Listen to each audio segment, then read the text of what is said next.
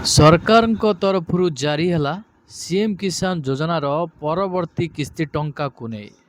ତ ଏଥର ନୂଆଖାଇରେ ସିଏମ୍ କିଷାନ ଯୋଜନାର ପରବର୍ତ୍ତୀ କିସ୍ତି ଟଙ୍କା କେଉଁ ଚାଷୀମାନଙ୍କୁ ମିଳିବ?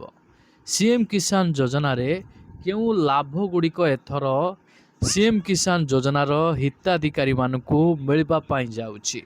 ତ ସିଏମ୍ କିଷାନ ଯୋଜନାକୁ ନେଇ ଯେଉଁ ନିୟମରେ ପରିବର୍ତ୍ତନ କରାଯାଇଛି, ପ୍ରତ୍ୟେକ ଚାଷୀମାନେ ତାହା ଜାଣିବା ନିହାତି ଜରୁରୀ। ଯେଉଁ ଚାଷୀମାନେ ନୂଆ କରି ଆବେଦନ କରୁଛନ୍ତି, ଯେଉଁ ଚାଷୀମାନେ ଆବେଦନ କରିସାରିଛନ୍ତି, ଯେଉଁ ଚାଷୀମାନେ ଲଗାତାର ଭାବେ ସିଏମ୍ କିଷାନ ଯୋଜନାର କିସ୍ତି ଟଙ୍କା ପାଇ ଆସୁଛନ୍ତି, ତ ସେମାନଙ୍କ ପାଇଁ ସିଏମ୍ କିଷାନ ଯୋଜନାକୁ ନେଇ ବଡ଼ ଅପଡ଼େଟ୍ ରହିଛି। ଏହି ଅପଡ଼େଟ୍ ଗୁଡ଼ିକ ବିଷୟରେ ଆପଣମାନେ ଜାଣିଲେ ବୁଝିଲେ ଆପଣମାନେ ପରବର୍ତ୍ତୀ କିସ୍ତି ପାଇବାରେ କୌଣସି ଅସୁବିଧାରେ ସମ୍ମୁଖୀନ ହେବେ ନାହିଁ। ବର୍ତ୍ତମାନ ସିଏମ୍ କିଷାନ ଯୋଜନାକୁ ନେଇ ଚାଷୀମାନଙ୍କ ପାଇଁ ଯେଉଁ ନୂଆ ଅପଡ଼େଟ୍ଟି ଆସିଛି, ମୁଁ ଆପଣମାନଙ୍କୁ ବିସ୍ତାର ରୂପେ ଜଣାଇବି। ସେଥିପାଇଁ ଆପଣମାନେ ଭିଡ଼ିଓଟିକୁ ବିନା ସ୍କିପ୍ରେ ଶେଷ ପର୍ଯ୍ୟନ୍ତ ଦେଖନ୍ତୁ, ଯାହାଫଳରେ ଆପଣମାନେ ଡିଟେଲ୍ସ ଇନଫର୍ମେସନ୍ ପାଇବା ସହିତ ଆପଣମାନଙ୍କର ପରବର୍ତ୍ତୀ କିସ୍ତି ଟଙ୍କା କୌଣସି ଅସୁବିଧା ବିନା ଆପଣଙ୍କର ବ୍ୟାଙ୍କ ଖାତାକୁ ଆସିବ।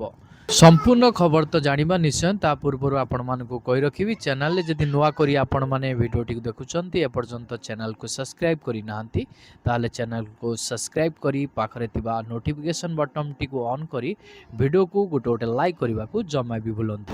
ଆପଣ ସମସ୍ତେ ଜାଣିଛନ୍ତି ସିଏମ୍ କିଷାନ ଯୋଜନାରେ ବାର୍ଷିକ ଚାଷୀମାନଙ୍କୁ 4,000 ଟଙ୍କା ପ୍ରଦାନ କରାଯାଏ।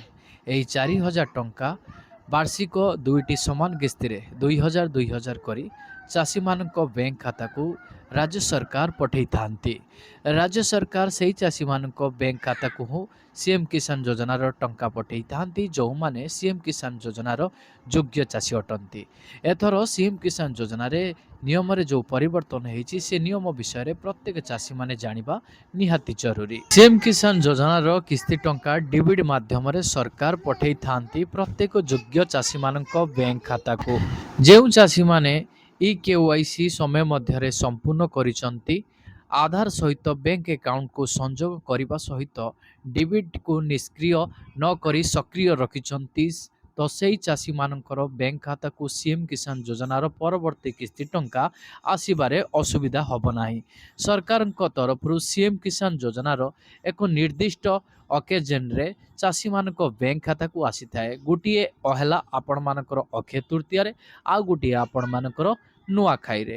ଏହି ଦୁଇଟି ଅକେଜନରେ ସରକାରଙ୍କ ତରଫରୁ ସିଏମ୍ କିଷାନ ଯୋଜନାର କିସ୍ତି ଟଙ୍କା ଚାଷୀମାନଙ୍କ ବ୍ୟାଙ୍କ ଖାତାକୁ ଆସିଥାଏ। ଏହି ସ୍ୱତନ୍ତ୍ର କାର୍ଯ୍ୟକ୍ରମରେ ଚାଷୀମାନଙ୍କୁ ସିଏମ୍ କିଷାନ ଯୋଜନାର କିସ୍ତି ଟଙ୍କା ଭେଟି ଦିଆଯାଇଥାଏ। ଅନେକ ଚାଷୀଙ୍କର ପ୍ରଶ୍ନ ରହିଥିଲା, ସିଏମ୍ କିଷାନ ଯୋଜନାର ପରବର୍ତ୍ତୀ କିସ୍ତି ଟଙ୍କା ସେମାନଙ୍କୁ କେବେ ମିଳିବ, ଯାହାକି ପରବର୍ତ୍ତୀ ଭିଡ଼ିଓ ମାଧ୍ୟମରେ ମୁଁ ଆପଣମାନଙ୍କୁ ସୂଚନା ପ୍ରଦାନ କରିଛି।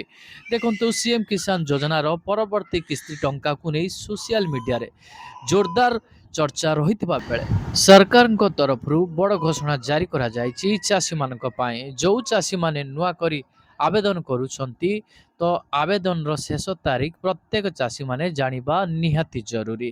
ଆପଣ ସମସ୍ତେ ଜାଣିଥିବେ ଯେ ଜୁଲାଇ 6 ତାରିଖରୁ ସିଏମ୍ କିଷାନ ଯୋଜନାର ଆବେଦନ ପ୍ରକ୍ରିୟା ଚାଲୁ ରହିଛି ଜୁଲାଇ 31 ପର୍ଯ୍ୟନ୍ତ। ଆପଣମାନେ ଏହି ଜୁଲାଇ 31 ପର୍ଯ୍ୟନ୍ତ ସିଏମ୍ କିଷାନ ଯୋଜନାରେ ଆବେଦନ କରିନଥିଲେ, ଆପଣମାନେ ଆବେଦନ କରିନିଅନ୍ତୁ। ତ ଆବେଦନ ଦୁଇ ପ୍ରକାର ରହିଛି, ଆପଣ କ୍ଷୁଦ୍ର ଏବଂ ନାମମାତ୍ରା ଚାଷୀରେ ଆବେଦନ କରିପାରିବେ, ନଚେତ୍ ଭୂମିହୀନରେ ଆବେଦନ କରିପାରିବେ। ଯେଉଁ ଚାଷୀମାନେ ଭୂମିହୀନ ଏବଂ ନାମମାତ୍ରା ଚାଷୀରେ ଆବେଦନ କରିବେ, ତ ସେମାନଙ୍କୁ ବାର୍ଷିକ 4,000 ଟଙ୍କା ମିଳିବ, ବାର୍ଷିକ ଦୁଇଟି ସମାନ କିସ୍ତିରେ, ଗୋଟିଏ ନୂଆଖାଇରେ ଏବଂ ଆଉ ଗୋଟିଏ ଅକ୍ଷୟ ତୃତୀୟାରେ। ତ ଯେଉଁ ଚାଷୀମାନେ ଭୂମିହୀନ ଏବଂ ନାମମାତ୍ରା ଚାଷୀରେ ଆବେଦନ କରିବା ପାଇଁ ଚାହୁଁଛନ୍ତି, ସେମାନଙ୍କ ନାମ ଚାଷ ଜମିରେ ରହିଥିବା ଦରକାର। ଯେଉଁ ଚାଷୀମାନଙ୍କର ନାମ ଜମି ପଟ୍ଟାରେ ରହିଛି, ତ ସେମାନଙ୍କର ପୂର୍ବପୁରୁଷଙ୍କ ନାମରେ ଜମି ପଟ୍ଟାରେ ନାହିଁ କିମ୍ବା ତାଙ୍କ ବାପା ମାଆଙ୍କ ନାଁରେ ନାହିଁ, ତ ସେଇ ଚାଷୀମାନେ ହିଁ ସିଏମ୍ କିଷାନ ଯୋଜନାର କ୍ଷୁଦ୍ର ନାମମାତ୍ରା ଚାଷୀରେ ଏଥର ଆବେଦନ କରିପାରିବେ। ପୂର୍ବରୁ ଆପଣମାନଙ୍କର ବାପାଙ୍କ ନାମରେ ଥାଉ କିମ୍ବା ଆପଣମାନଙ୍କର ଜେଜେବାପାଙ୍କ ନାମରେ ଥାଉ, ତ आपण माने सीएम किसान योजना रे आवेदन करूथिले आपण मानकु सीएम किसान योजना रो किस्ती टंका मिलुथला किंतु एबे सरकारଙ୍କ तरफरु नियम बदली जाइछि तो आपणकर नाम चाष जमी रे निहाती रहिबा दरकार तो आपण मानकर नाम जदि चाष जमी रे नाही ताहाले आपण माने तहसील को जाई आपण मानकर जो जमी पट्टारे नाम केमिति आसीबो सेठी प्रक्रिया आपण मानकु संपूर्ण भावे जणाई देबे अधिकारी माने ता सहित मु आपण मानकु कहि रखिबी सीएम किसान योजना रे किस्ती टंका पाइबाकु हेले आपण मानकु एग्री स्टाक रो फार्मर आईडी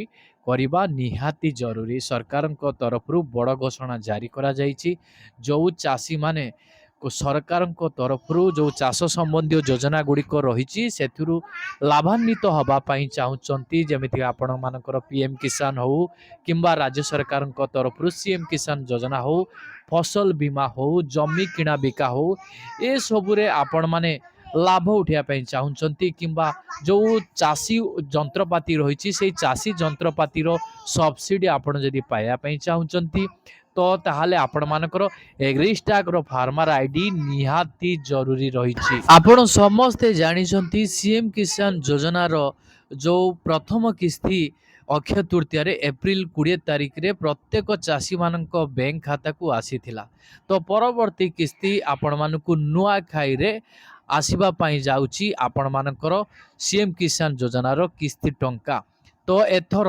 ନୂଆଖାଇ ଯଦି ଆମେ ଦେଖିବା ଆପଣ ମଧ୍ୟ କ୍ୟାଲେଣ୍ଡର ଚେକ୍ କରିନେବେ ଏଥର ନୂଆଖାଇ ସେପ୍ଟେମ୍ବର 15ରେ ପଡ଼ୁଛି ତ ସେପ୍ଟେମ୍ବର 15 ପୂର୍ବରୁ ଆପଣମାନଙ୍କର ଯଦି କୌଣସି ଅସୁବିଧା ରହିଛି ତାହାର ସମାଧାନ ଆପଣମାନେ ଯଥାଶୀଘ୍ର କରେଇ ନିଅନ୍ତୁ ଆପଣ ସମାଧାନ କେମିତି କରିବେ ଆପଣମାନଙ୍କର ସିଏମ୍ କିଷାନ ଯୋଜନାର जो स्टाटस रही से स्टाटस को आपण माने थरे देखंतु चेक करंतु कौन चेक करिवे तो प्रथमतः आपण चेक करिवे आपण मानकर ई केवाईसी संपूर्ण होईछि कि नाही एडा चेक करिवे तापरे आपण मानकर ई केवाईसी जदि असंपूर्ण अछि ताहले आपण माने ई केवाईसी तुरंत करि नेबे तो आपण चाहिले निजर मोबाइल माध्यम रे करि परिवे नचेत आपण सीएससी सेंटर को जाई ई केवाईसी टी को संपूर्ण करि परिवे तापरे आपण मानकर लैंड सीडिंग टा आपण मानकर निहाती कंप्लीट होइतवा दरकार सेथिरे पेंडिंग रहिले आपण माने सीएम किसान योजना रो किस्ती टंका पाई परिवे नाही